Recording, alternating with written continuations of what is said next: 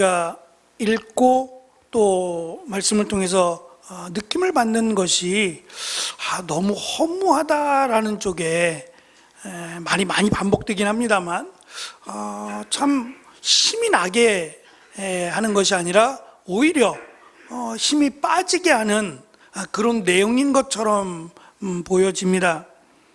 특별히 오늘 말씀에서 전도자 또는 지혜자라고 불려지는 그가 지혜라는 것과 또는 무지 또는 우둔함이라고 하는 것을 대조해서 설명을 하는데, 이렇게 설명하는 이유가 있어요. 제가 처음부터 말씀을 드렸던 것이 잠언이라고 하는 아주 규범적인, 예를 들면 의인은 복을 받는다, 장수한다 라고 강조해 왔어요. 그런데 사실 그 이면에는 밝히지 않지만 의인도 죽어요. 그러니까 죽음이라고 하는 이 단어 앞에서는 누구나 예외함이 없다라는 것이 한계라는 거예요.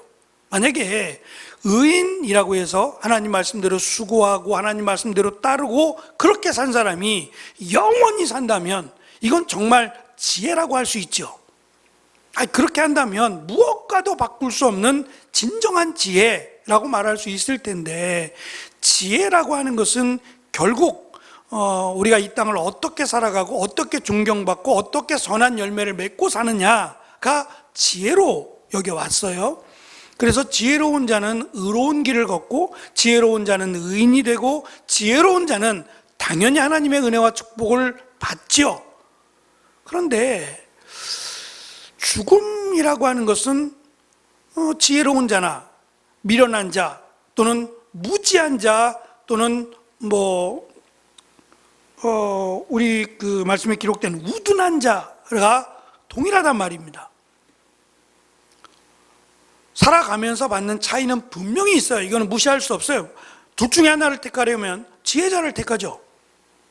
그렇지만 죽음이라고 하는 이 단어 앞에서는 의인도 또는 지혜자도 또는 우둔한 자, 무지한 자도 동일하게 죽더라.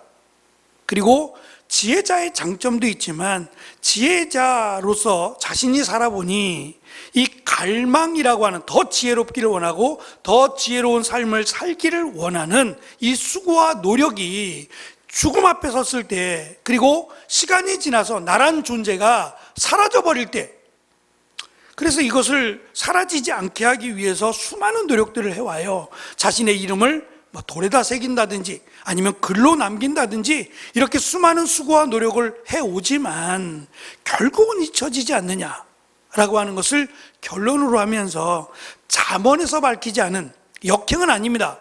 역행하는 건 아니지만 잠언에서 밝히지 않았던 부분을 이 지혜라고 하는, 어찌 보면 잠언 위에 잠언이라고 말은 안 하지만 제가 맨 마지막 쪽에 그러한 표현을 하나 썼어요. 지혜, 그 이상의 지혜. 사실 이런 말은 앞의 지혜보다 지금의 지혜가 더 우월하다는 걸 자랑하는 거예요. 그러니까 우리가 알고 있는 잠언이라고 하는 한계를 지금 말하고자 하는 거예요. 결국 그들이 강조했던 잠언의 축복, 잠언의 지혜, 소중하다. 하나님이 분명히 지혜로운 자 또는 하나님 말씀 안에 거하는 자를 축복하신다. 이거는 이루 말할 것 없다. 그러나 한계가 있다. 그건 역시도 한계가 있다. 우리 앞에서 소개한 대로 지혜자도 또는 의로운 자도 고난을 받더라. 이걸 어떻게 설명하겠느냐는 거예요. 우리의 지혜의 한계 또는 인간의 한계라고, 하나님을 다 알 수 없다, 극히 일부분에 지나지 않는 이것 가지고 우리는 도토리 키재기 하듯이 누가 더 지혜롭냐, 누가 더 하나님의 은혜를 받았느냐를 따지지, 사실 어떠한 면에서 하나님을 안다 말할 사람은 아무도 없다. 그 한계를 알아야 된다라는 거예요. 그래야 내가 한계를 알고 내 지혜의 어리석음을 알아야 하나님을 찾더라는 거예요. 제가 중간에 1페이지 중간에 이러한 강조, 지금 말씀드린 지혜와 무지, 극과 극입니다. 완전한 대조를 이룰 수 있는, 그래서 특별히 유대인들은 지혜라고 하는 것을 지식과 구별해냈어요. 지식이라는 것은 습득하는 겁니다. 그래서 지혜라고 하는 것은 어떤 사람에 따라 차이가 있어요. 지식을 많이 습득하는 사람이 있고 또 그렇지 못한 사람이 있잖아요. 그러니까 지식을 놓고 보면 어떤 사람은 지식이 많고 어떤 사람은 지식이 적고 이렇게 말할 수 있는데, 이것도 사실은 부럽지요. 어떤 사람은 책을 보면은 그냥 외워진대요. 마치 카메라로 찍듯이 외워진대요. 이런 분들은 공부해야 돼요. 공부가 재밌다고 하시는 분들이 있죠. 공부가 재밌다 이렇게 하시는 분들은 그게 자기의 달란트예요. 공부하셔야 돼요, 그런 분들은. 그러나 그런 사람만 있는 건 아니잖아요. 그건 소수일 뿐이고, 그렇지 않은 사람은 그렇지 않은 사람대로의 자기의 장점이 있을 거예요. 그래서 지식이라고 하는 것은 대단히 소중한 것이긴 해요. 그럴지라도 유대인들은 지식보다 더 우월한 하나님의 은혜를 지혜로 봤어요. 그래서 지식이 많은 사람보다는 지혜로운 자를 더 사모해 왔어요. 그러다 보니 지혜자들의 말에 더욱 귀를 기울이죠. 우리가 잘 아는 탈무드라고 하는 이 책은 지금도 유대인들이 이렇게 읽히고 있고, 우리가 아는 그 정도가 아니라 굉장히 방대합니다. 이 방대한 것을 사실 추리고 우리의 손에 들려지는 거예요. 굉장히 방대하고 양이 많습니다. 그러니까 이것을 귀히 여기는 것도 지혜라고 여겨서 그래요. 단순한 지식이 아니라 지혜로운 삶, 이것을 바라고 원하기 때문에 이런 탈무드라고 하는 책이 그들에게는 아주 소중하게, 제가 이번 주일날 말씀드렸던 손자병법이라고 하는, 그래서 중국에서는 그 미국 대통령이 중국을 방문했을 때 이 손자병법이라고 하는 중국어로 되어 있는 이 책을 선물했다 그래요. 그걸 어떻게 읽으라고 줬는지 모르겠지만 하여튼 자기들 나름대로는 아주 중요한 그 유산이라고 여겼으니까 그거를 선물로 주죠. 우리나라에서 이만한 가치, 그들이 자부심을 느낄 만한 가치 있는 선물이 뭐가 있을까요? 하나 딱 내놓으라고 하면, 우리도 이런 거 있어! 라고 하려면 뭐가 있을까요? 대답을 못 하시는 거 보니까 그런 게 좀 있었으면, 있는데 못 찾는 걸 수도 있고요. 근데 그런 우리의 어떤 자부심이 될 만한 이것이 유대인들에게는 지혜였어요. 그 중에 지혜의 가장 많은 내용을 담고 있는 잠언이 그들에게는 가장 소중한, 그래서 어떤 절기 때라든지 특별한 행사 때에는 잠언의 말씀을 읽었어요. 시편과 잠언의 말씀을 읽고 암송하고 노래로 만들었어요. 우리는 좀 거리가 멀지만 잠언에 있는 말씀들, 시편에 있는 말씀들을 노래로 만들어서 그것을 부르면서 우리도 그러한 삶을 살기를 소망했단 말입니다.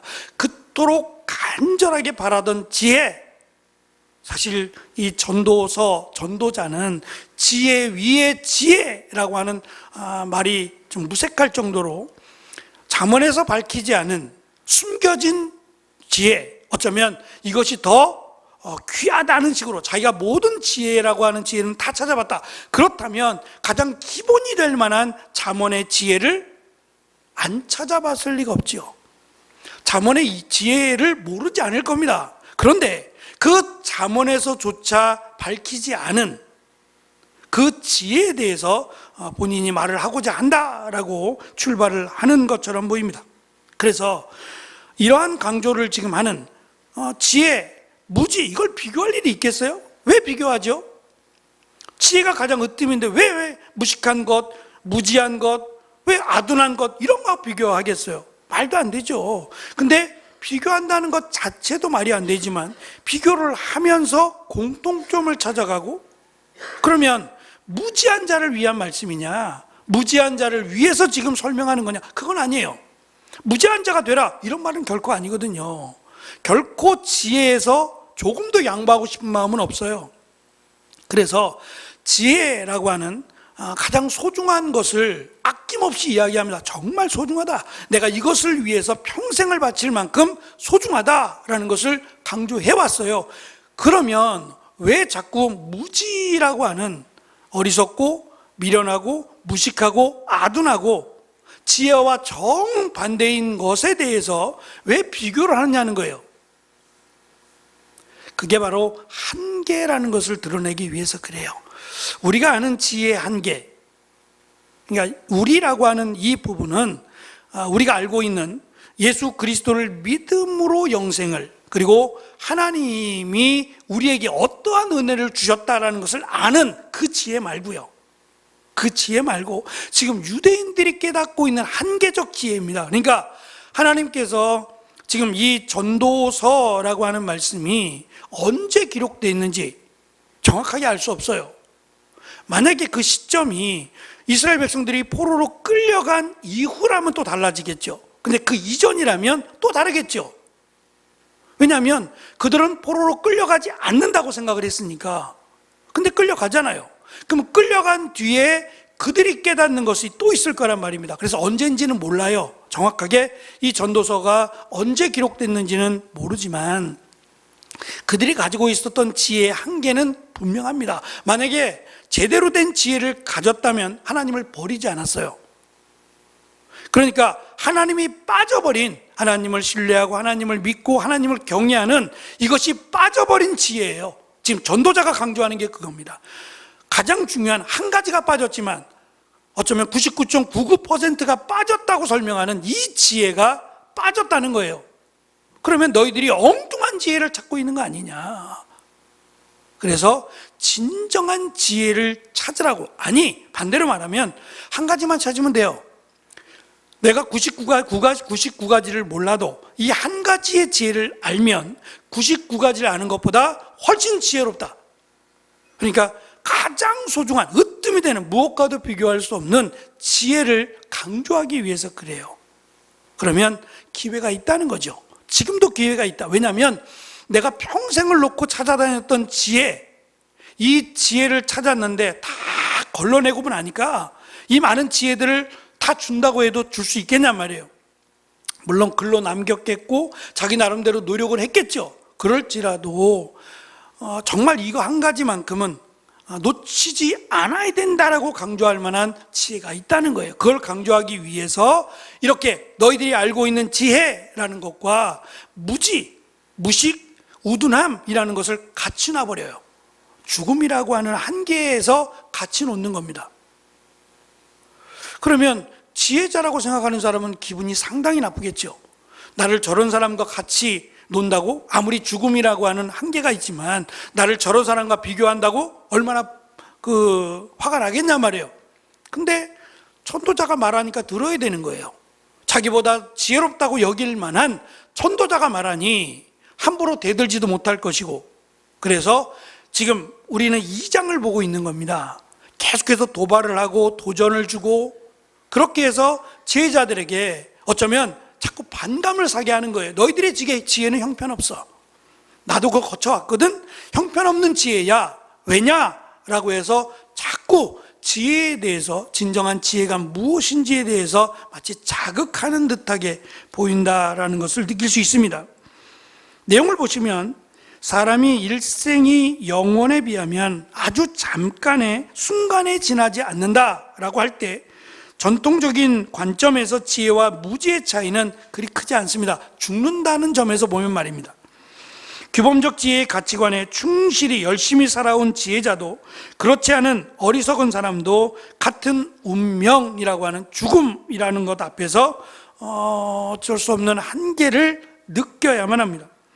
이 죽음은 육체적 죽음을 의미합니다. 영적인 죽음 또는 세상의 종말을 의지하지는 않습니다.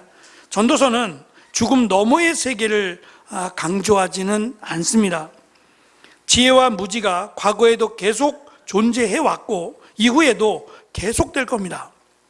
끝없는 지혜를 간구할 거예요. 그래서 실제는 그 율법을 가르치는, 예수님 당시에도 그렇지만 율법을 가르치는 자, 그들이 하나님 나라에 가장 가깝다고 여겼어요.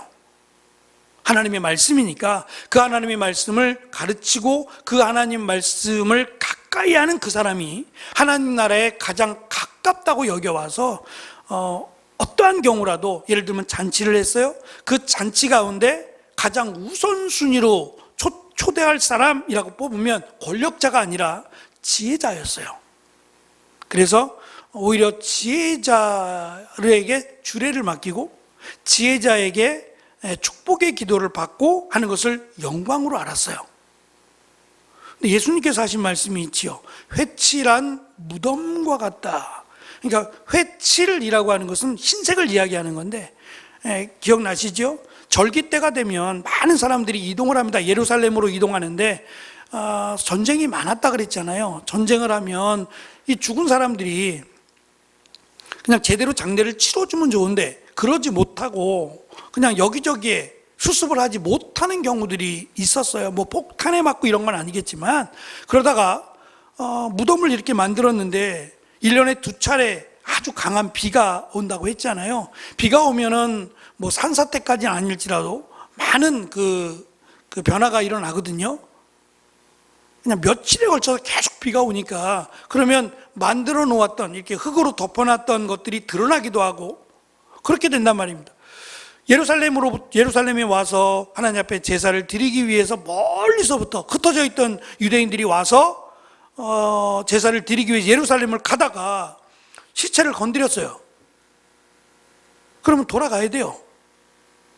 다시 돌아가야 됩니다. 예루살렘으로 갈 수가 없어요. 부정하게 되니 그날은 부정하니라 라고 하니까 시신을 건드리려면 돌아가야 돼요. 그러니까 이러한 일들로 인해서 회칠을 했어요. 하얀색 칠을 했단 말입니다.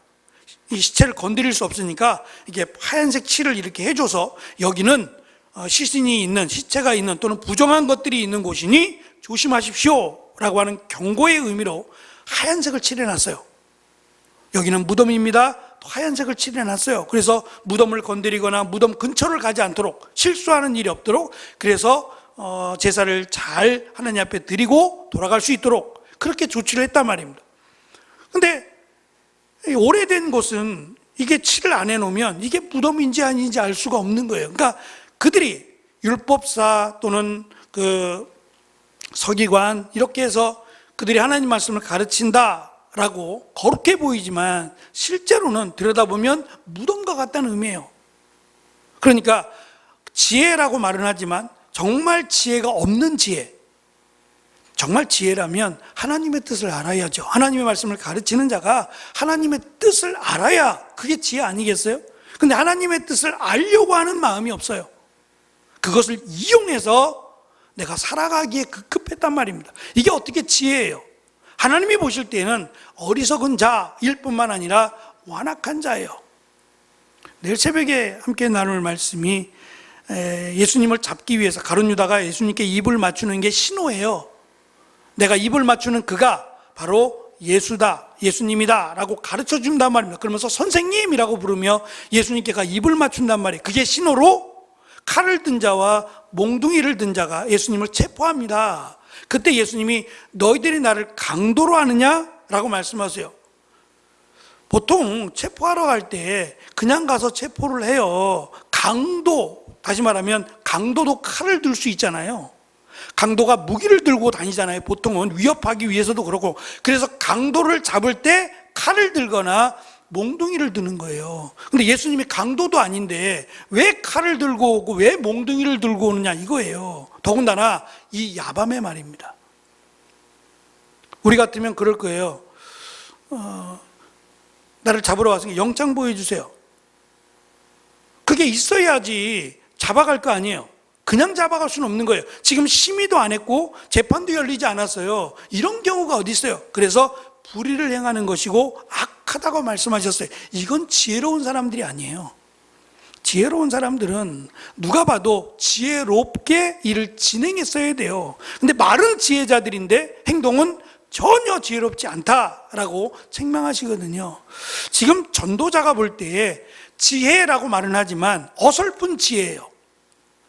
제대로 중요한 것들을 빼놓고 그들이 지혜를 찾더라는 거예요. 그래서 어찌 보면 반쪽짜리, 잠언을 통해서 반쪽짜리 지혜인 것처럼, 그래서 더 중요한, 예를 들면 우리는 하나님을 알 수 없다, 하나님을 다 안다고 말하지만 알 수 없다라고 하는 것을 깨달으라는 거예요.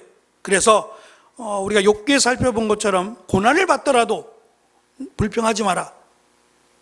우리가 하나님을 다 알 수 없다라고 하는 것, 마찬가지로 전도자도 우리의 한계, 우리의 지식의 지식의 한계를 놓고 하나님을 평가하지 마라 라고 하는 뚜렷한 강조를 하고 있고, 오늘 말씀에도 이러한 한계를 계속해서 밝힘으로 지혜자는 무식한 자 또는 무지한 자를 무시하지 말라는 거죠. 그것만 하나 가지고는 무시하지 마라. 오히려 하나님을 믿는, 하나님을 경외하는 그 사람이 무식할 수 있잖아요. 무지할 수 있잖아요. 그것밖에 몰라요. 그러면 하나님이 보실 때는 세상에서 지혜로운 자라고 여기는 자와 하나님을 경외하고 하나님을 믿는 이 사람과 이거 하나만 알아요. 누구를 택하시겠느냐? 그래서 나는 지혜롭다고 하면서 오히려 무식한 자, 무지한 자를 외면하거나 무시하지 말라 그랬거든요. 그러니까 그렇게 하지 않는 것도 지혜다라고 강조합니다. 13절은 지혜를 빛으로, 우둔함을 어둠으로 비유합니다. 적절하죠. 빛의 아들들, 그들이 지혜자고, 어둠의 아들들, 그들이 미련하고 우둔한 자들이라고 생각을 해왔으니까 적절합니다. 여기서 14절의 말씀을 보면 현명한 사람은 이라고 설명하는데, 이 현명하다라고 번역된 단어의 원래 뜻이 남는 것 또는 남기는 거예요. 그러니까 이 땅에서 무언가를 남기며 사는 사람들, 많은 사람들에게 존경을 받을 만한 것, 물질을 남기거나 의로움을 남기거나 선을 남기거나 이렇게 남기며 사는 사람들이 지혜자예요. 피해를 끼치거나 다른 사람에게 아픔을 주거나 이런 사람들은 지혜자가 아니죠. 그럴지라도 그 사람이 했던 일도 시간이 지나면 잊혀지더라. 그럼 자기도 마찬가지 아니에요? 자기도 대단한 지혜라고 말하지만 자기도 언젠가는 잊혀지고 말 것이다. 그러면 뭐를 남길 것이냐를 생각해야죠. 무엇을 남길 것이냐, 이것도 지혜에 해당되는 겁니다. 무엇을 남기며 살아갈 것이냐, 이것이 지혜다라는 것이고, 결국 죽음이라고 하는 우리가 해결할 수 없는, 그리고 피하거나 벗어날 수 없는 이 죽음의 문제 앞에서 나를 돌아보라는 거예요. 그럼 내가 대단한 존재인 것 같지만 그렇지 않다라는 것을 깨닫는다. 이것도 지혜라는 겁니다. 모두 죽는다는 당연한 사실을 강조하는 이유는 말씀드린 잠언이 이 사실에 침묵하고 있기 때문입니다. 잠언은 지혜는 생명이고 무지는 죽음으로 강조합니다. 선과 의의 길은 생명으로 인도하고 악인의 길은 멸망으로 인도한다고 가르치고 있어요. 우리도 그렇게 잠언을 통해서 배웠잖아요. 하지만 한계가 있다는 거예요. 그 의인도, 그 선한 사람, 의의 길은 생명으로 인도하지만 영원하지 않다는 거죠. 언젠가는 죽는다라고 하는 것을 여기서 드러내어 밝힙니다. 잠언은 지혜자 또는 의인도 죽는다는 사실을 말하지 않습니다. 전도서는 잠언이 놓치고 있는 이 부분을 지적하기 위해서 씁니다. 아무리 지혜롭다고 해도 죽음을 피할 수 있는 것은 아니고 지혜로서 죽음을 면할 수 있는 방법도 없다는 거죠. 16절 말씀 잠깐 봐주시면 이 말씀을 직역하면 이렇게 됩니다. 대체 어떻게 지혜자가 우매자와 더불어 죽을 수 있단 말인가? 규범적 지혜의 관점에서는 있을 수 없는 것 혹은 있어서는 안 되는 것 앞에서 전도자는 탄식합니다. 그러니까 의인은 또는 지혜자는 조금 더 살거나 우둔한 자, 미련한 자, 무지한 자보다 더 살거나 많이 더 살아야죠. 그래야 조금 지혜자다운 또는 의롭고 하나님의 은혜를 받은 자답다라고 말하지 않겠느냐는 거예요. 근데 그것도 확실할 수 없다. 왜냐하면 때로는 우리가 이해하지 못하는 것 중에 하나죠. 의롭고 지혜자인데 먼저 미련한 자보다 먼저 세상을 떠나는 경우가 있잖아요. 그럼 이런 경우는 저 사람이 지혜자가 아니야? 라고 하겠냐 말이에요. 그러니까 인간의 한계예요. 지혜자의 한계, 인간의 한계, 우리가 딱 선을 그을 수 없는 한계가 분명히 있더라라는 것을 강조하고, 심지어는 맨 마지막 절에 가면 살기 싫다, 살기 싫다라고 하는 극단적인 표현까지 사용합니다. 아까 말씀드린 것처럼 이렇게 극단적으로 또는 지혜라고 하는 것을 다시 정의하고 싶어 해요. 뭐가 지혜냐? 너희가 지금껏 알던 것 지혜 맞다. 그러나 이 지혜는 100점짜리가 아니다. 근데 이 100점짜리가 아닌 지혜를 100점을 만들기 위해서 너희가 이 지혜를 채우고자 나와 같이 그냥 지혜를 찾아다니고 지혜에 대해서 잠도 안 자가면서 연구하고, 나도 그래 봤다 이거죠. 누구보다 지혜롭다고 하는 나도 해봤다는 거예요. 그런데 결국은 우리가 생각하는 지혜는 허무하더라, 사라질 것에 불과하더라는 거예요. 그러면 답을 줘야죠. 사라지지 않을 지혜가 뭐냐? 정말 당신이 말하고자 하는 가치 있는 지혜가 뭐냐라고 하는 질문을 던지게 돼요. 그리고 그 질문의 답을 전도서가 한다는 거예요. 그러니까 우리가 갖고 있는 한계는 분명히 있어요. 성경 말씀대로 지혜자가 또는 의를 행하는 자가 생명을 얻으리라. 근데 그렇게 못하게 보이는, 갑자기 사고를 당해서 세상을 떠나거나 병에 걸리거나 그런 일들을 우리가 어떻게 설명할 수 있겠냔 말이에요. 그러나 그럴지라도 우리가 하나님의 뜻, 하나님의 계획 다 이해하지 못할지라도 한 가지 다 영원하지 않은데, 이 땅의 지혜도 영원하지 않고 우리가 생각하는 계획하는 모든 것들이 다 영원하지 않아요. 그러니까 어떠한 지혜자도 영원하지 않다. 그러나 영원한 것 한 가지, 하나님은 영원하시다. 그러면 하나님의 약속도 영원하고 하나님과 관련된 모든 것들이 다 영원하다. 하나님이 영원하시니까 이 하나님과 관련된 모든 것은 다 영원하다. 그리고 우리가 그것을 다 알지 못할지라도 여호와를 경외하는 자에게 하나님은 하나님의 계획, 하나님의 뜻을 알려주시고 지혜를 주신다. 그래서 진정한 지혜의 열쇠가, 이 키가 이거다라고 말할 수는 없지만 지혜를 하나님으로부터 받는 지혜, 이 지혜의 열쇠가 이 전도자는 여호와를 경외하는 것이라고 설명을 합니다. 또 한 가지 강조하고 있는 것은 이 경외하는 것이라고 설명하는 것이 정의예요. 사실은 정의인데, 이 정의가 내 삶이 되려면, 내가 그렇게 살아가려면, 여호와를 경외하는 것으로 살아가려면 준비를 하라는 거예요. 오늘 새벽에도 제가 그 말씀을 드렸어요.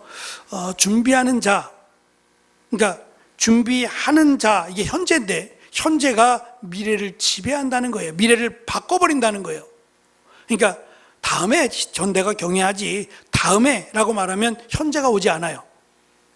오지 않습니다. 그러니까 지금 내가 여호와를 경외하는 삶으로 살아갈 때 하나님이 주시는 지혜가 온다라고 약속을 하는 겁니다. 그러니까 그것만큼은 미루지 마라 라는 것을 강조하면서 준비하는 삶, 하나님 말씀대로 따라가는 삶을 전도자는 특별히 강조합니다.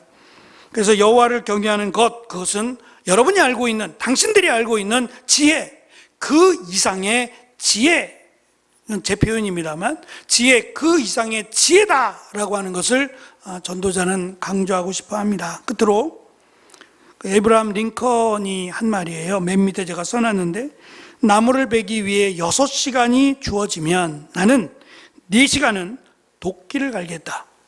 그럼 2시간을 베는 거잖아요. 그게 지혜라는 거예요. 오히려 4시간 동안 도끼날을 갈고 2시간 나무를 베는 것이 6시간 나무를 벤 것보다 훨씬 더 빠르고 훨씬 더 정확하게 제대로 일을 한 거라는 거예요. 그만큼의 준비가 소중하다라는 것을 말하는 겁니다. 한 예로 우리가 잘 아는 이순신 장군이 거북선을 만드는데요, 이 거북선이 있던 게 아니에요. 없던 걸 만드는데 이것이 왜군과의 전쟁 1년 전에 만들었답니다. 1년 전에 수많은 시행착오를 겪어서 1년 전에 만들었대요. 그리고 이것을 실험까지 다 했대요. 그러니까 그 왜군과의 이기기 위한 준비를 이미 1년 전부터 거북선까지 만들어 놓고 준비하고 있었다고 해요. 그러니까 이기는 것은 당연했다라고 말들 하곤 합니다.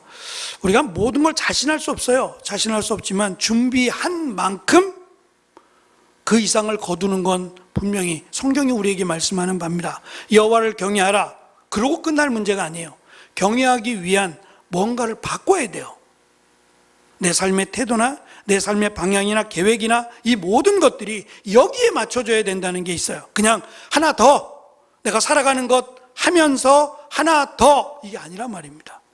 이거 하나 때문에 모든 것들을 바꿔야 될 수도 있어요. 중요한 건 이게 진정한 지혜라고 전도자가 강조한다는 거예요. 세상의 모든 것들보다 가장 으뜸이 되고 가장 우선이 되는 것이 여호와를 경외하는 것, 여기서 시작하고 여기서 모든 것들이 이루어져야 한다라는 것을 전도자가 강조합니다. 저는 준비하면서 사실 굉장히 많은 도전과 굉장히 많은 깨달음을 주고 있다고 저는 생각을 해요. 그래서 저도 처음에는 전도서가 가장 많이 강조하는 헛되니 헛되다 마음이 굉장히 무거웠어요. 이거 어떻게 하지? 빨리 끝내야 되는 거 아니야? 헛되다 헛되고 헛되니 모든 것이 헛되다 무슨 할 말이 있겠어요? 헛되다는데. 그래서 회무주의나 이런 쪽으로 이거 어떡하지? 이거 빨리 끝내야겠는데? 라는 생각이 사실 주를 이루었어요. 근데 말씀을 준비해 가면서 더 기대가 되고 또 더 명확하게 진정한 지혜가 무엇인지를 가르쳐주고 있구나라고 하는 점에서 참 기쁩니다. 이 기쁨이 준비하는 저뿐만 아니라 전도서의 말씀을 통해서 새롭게 정말 지혜가 무엇인지를 우리가 함께 알고 그 지혜를 우리가 삶 속에서 펼치며 살아가는 여호와를 경외하는 귀한 은혜가 말, 행동, 생각 이 모든 면에서 여기에 맞춰지는 귀한 은혜가 우리 가운데 있으시기를 축원합니다. 기도하겠습니다.